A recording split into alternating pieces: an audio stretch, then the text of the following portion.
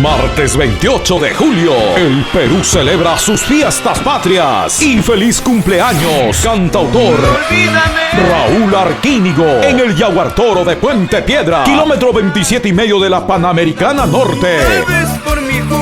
La celebración más importante que llena de orgullo a todos los peruanos. En el escenario de la peruanidad, Sonia Morales, Yarita Lisset Yanarico, la Orquesta Gita de Carguá, frente a la Orquesta San Lorenzo de Marca, cantando La Marquinita, Robert Pacheco, Internacional Suma, Delia Chávez, Nelly Torres Trujillo.